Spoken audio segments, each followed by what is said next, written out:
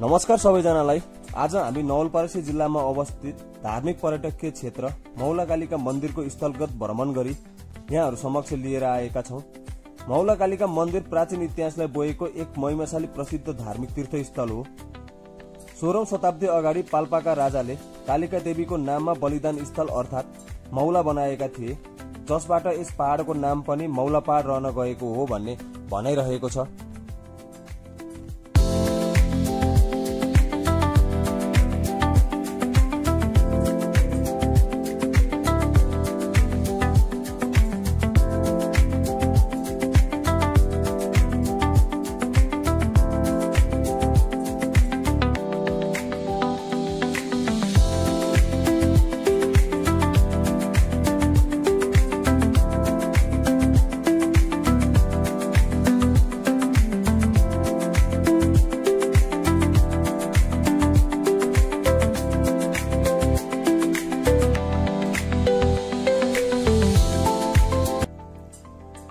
हाम्रो यात्रा चितवन जिल्लाको भरतपुरबाट सुरु हुन्छ। नेपालको राजधानी काठमाडौँबाट करिब 160 किलोमिटरमा रहेको भरतपुर बजार चितवन जिल्लाको एक व्यापारिक केन्द्र पनि हो। पछिल्लो समय भरतपुर अति नै सुन्दर देख्न पाइन्छ।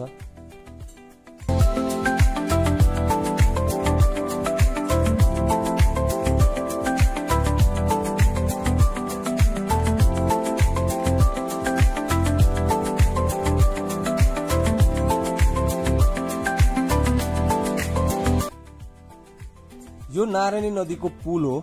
यो पुलले चितवन र नवलपरासीलाई जोड्दछ। नारायणी नदी नेपालका ठूला नदीहरू मध्ये एक हो।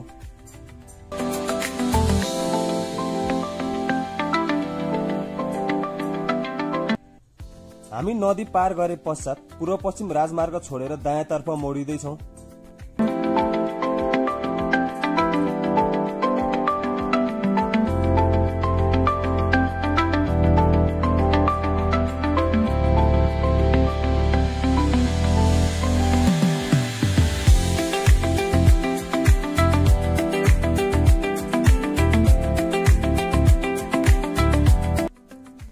पूर्व पश्चिम राजमार्गबाट करिब 3 किलोमिटर उत्तर आए पश्चात हामी मौलाकालिका मन्दिरको मुख्य प्रवेशद्वार देख्न सक्छौं।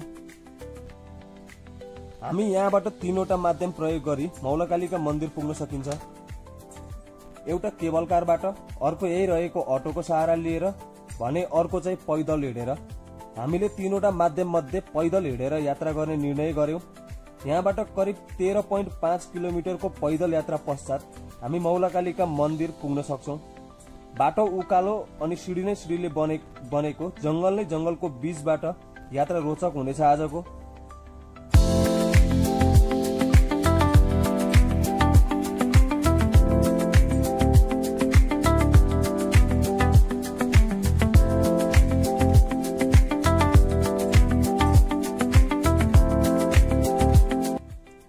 अलि अगाडि बढे पश्चात गणेश भगवानको मन्दिर देख्न सकिन्छ। पहिला यहाँ गणेश भगवानको मन्दिरमा पूजा गरेर मात्र माथि कालिका मन्दिरमा पूजा गर्दा मायाको वर पूरा हुन्छ भन्ने किम्वदन्ती रहेको छ।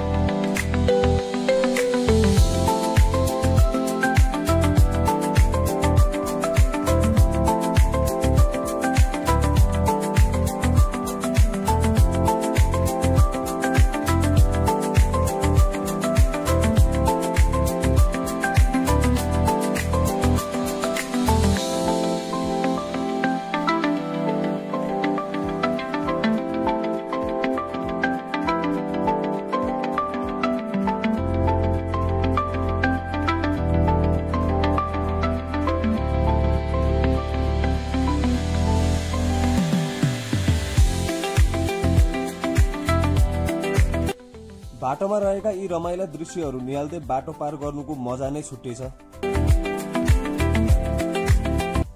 यी ढुङ्गामा खोपिएका शिला अर्थात् मूर्तिहरू प्राकृतिक नभएर कृत्रिम हुन्।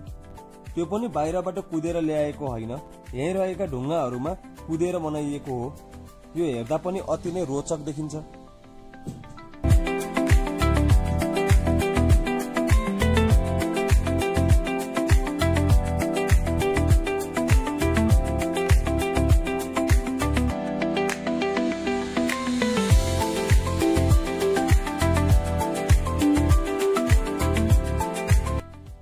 वरिपरि हराभरा जंगल, बीचमा सिडिने सिडीको बाटो, छेउछेउमा ढुङ्गामा कुदिएका मूर्तिहरू, यो हेर्दै बाटो पार गरेको पत्तै हुँदैन।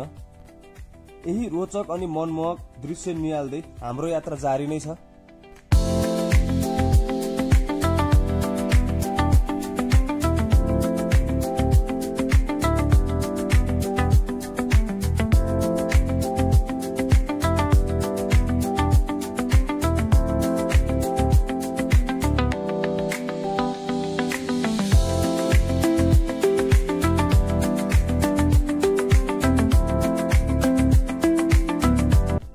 करिब 1382 सिडी अर्थात 13.5 किलोमिटर पार गरेर हामी मौलाकालीका मन्दिर पुग्न छ। पैदल यात्रा लामो भए तापनि बाटोमा रहेका रमाइला दृश्यहरूले बाटो पार गरेको पत्तै नहुने रहेछ।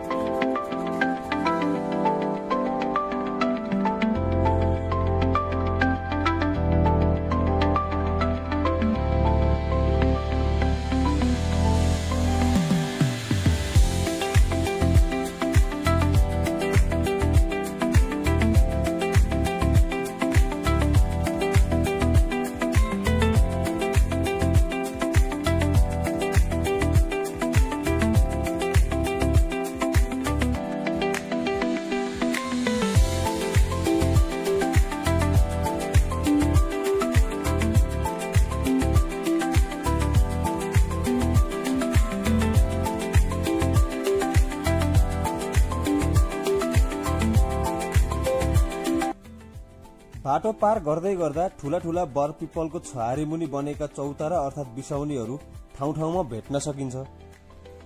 प्राकृतिक रूपमा मुहानबाट निस्किएको चिसो पानी पिउँदै यात्रा गर्नुको मजा नै छुट्टै छ।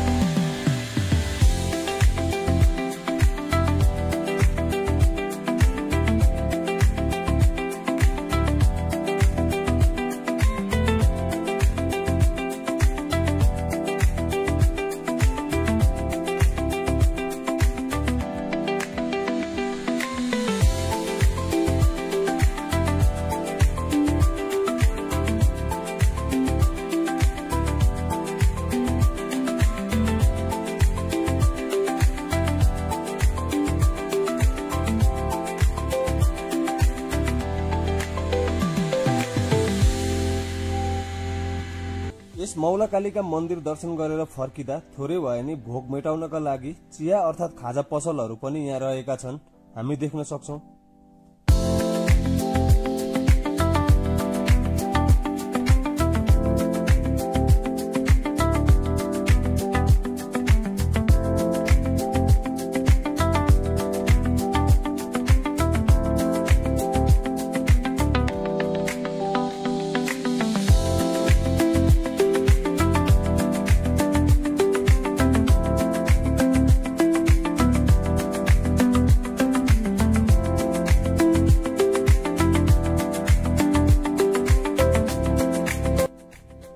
मौलाकालिका मन्दिर छेउमा पूजा सामग्री पसलहरू पनि प्रशस्तै मात्रामा देख्न सकिन्छ।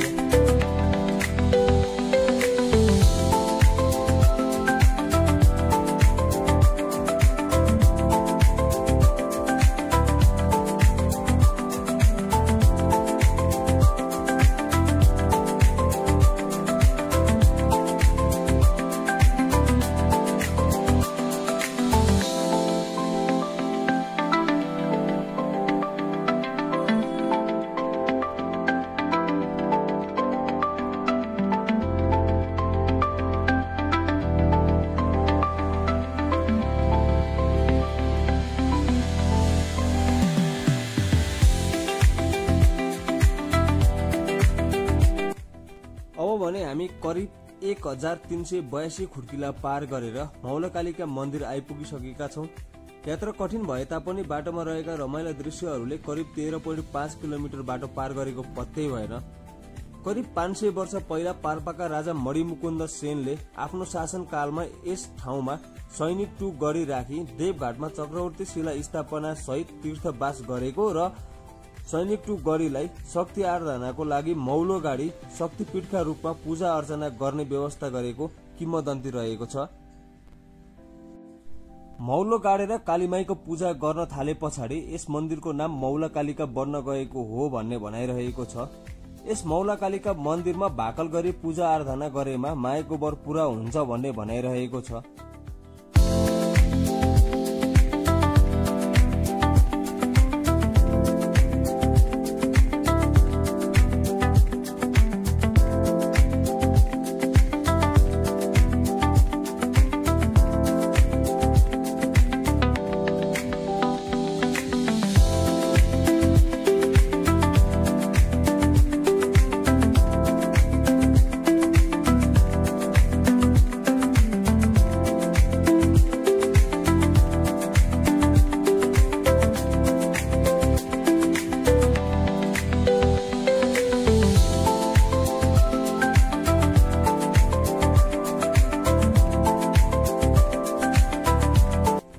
यस मन्दिरको दक्षिण पूर्वतिर नारायणी नदी, गैडाकोट, नारायणघाट बजार, भरतपुर बजार हेर्न सक्छौं हामी।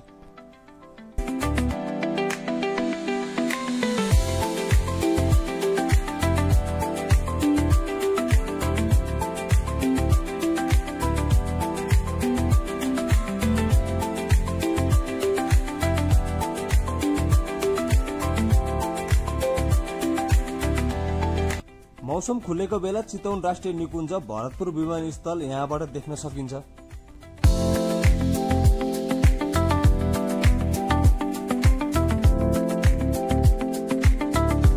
समुद्री सतहबाट करिब 561 मिटरको उचाइमा रहेको यस मौलाकालिका मन्दिर हिन्दू धर्मावलम्बीहरूको एक पवित्र धार्मिक तीर्थस्थल हो।